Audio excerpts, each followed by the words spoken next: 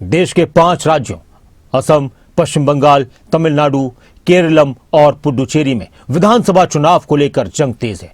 वार पलटवार का दौर बहुत तीखा हो चुका है। अलग अलग पार्टियों की तरफ से अलग अलग मुद्दे उठाए जा रहे हैं। सियासत के रण में किसका बेड़ा पार होगा, यह 4 मई को पता चलेगा। लेकिन लव जिहाद से लेकर लैंड जिहाद और घुसपैठ के मुद्दे पर एक दूसरे को जमकर घेरा जा रहा है। किस तरह से अलग अलग पार्टियों के नेता इन राज्यों में जाकर चुनावी जनसभाओं में अपने विरोधियों पर बरस रहे हैं और अपनी उपलब्धियों का जिक्र कर रहे हैं। ये रिपोर्ट देखिए। वीर देख ले, ये अद्भुत दृश्य है। नए बंगाल की क्रांति का बिगुल बज गया है। ब्रिगेडियर गर्जन, बीजेपी विसर्जन। देश के लोकतंत्र का सबसे बड़ा उत्सव चल रहा है।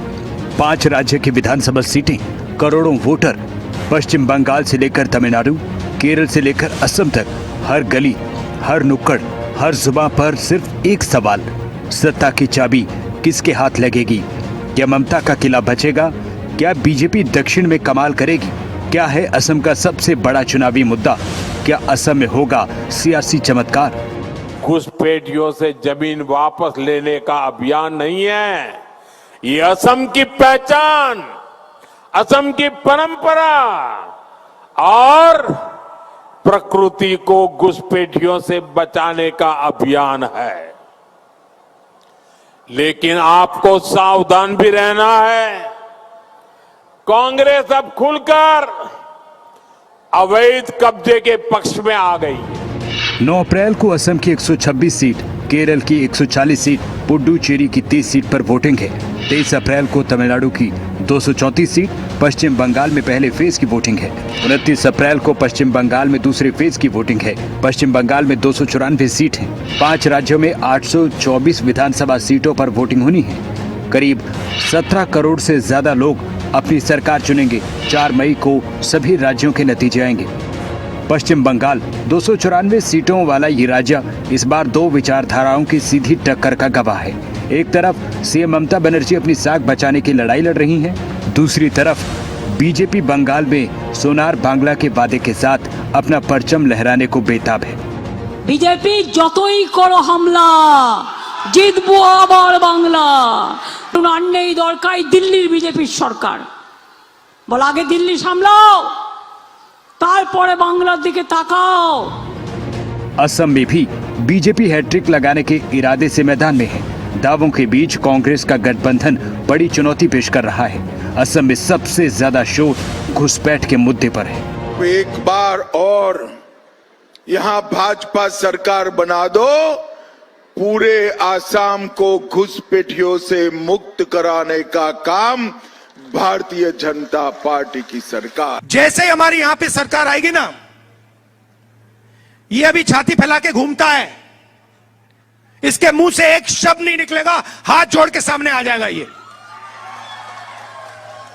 मैं जानता हूं इन लोगों को, और इसको कोई माफी नहीं मिलने वाली है। ये बात याद रख लीजिए। हेमंत शर्मा के खिलाफ कार्रवाई होगी। इसमें जो घमंड है ये 2 मिनट में निकल जाएगा जिस दिन इसकी सरकार चली जाएगी। असम में 9 अप्रैल को वोट डाले जाएंगे। बीजेपी की ओर से सबसे बड़े स्टार प्रचारकों में एक यूपी के सीएम योगी आदित्यनाथ असम पहुंचे। अपने चुनावी भाषणों से चुनावी माहौल को पूरी तरह बदलने की कोशिश की।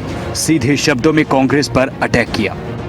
कांग्रेस घुसपैठ कराती थी, बीजेपी घुसपैठियों को निकाल बाहर करती है। कांग्रेस दंगा करवाती थी, आज दंगा मुक्त और कर्फ्यू मुक्त असम के निर्माण के लिए डबल इंजन की भाजपा की सरकार पूरी प्रतिबद्धता के साथ कार्य कर रही है। असम के रण में हुंकार भरते हुए योगी आदित्यनाथ ने घुसपैठ और तुष्टीकरण की राजनीति पर कड़ा प्रहार किया। योगी ने साफ लफ्जों में यूपी की कानून व्यवस्था का जिक्र किया और साफ कह दिया, असम को लव जिहाद और लैंड जिहाद की धरती नहीं बनने देंगे। कर्फ्यू नहीं लगता, नो कर्फ्यू, नो दंगा, और यूपी में है सब चंगा। अब वहां दंगा नहीं है, वहां कर्फ्यू नहीं है, वहां सड़कों पे कोई नमाज नहीं पढ़ सकता। ये एनडीए का संकल्प है कि असम की धरती को लव जिहाद और लैंड जिहाद की धरती नहीं बनने देंगे। ये चुनाव सिर्फ राज्यों की सरकार चुनने का नहीं, बल्कि 2029 के लोकसभा चुनाव की दिशा भी तय करेंगे। क्या मोदी मैजिक दक्षिण में काम करेगा या विपक्षी इंडिया गठबंधन अपनी जमीन को मजबूत करेगा? इन सभी सवालों के जवाब 4 मई को मिलेंगे। ब्यूरो रिपोर्ट, खबरें अभी तक।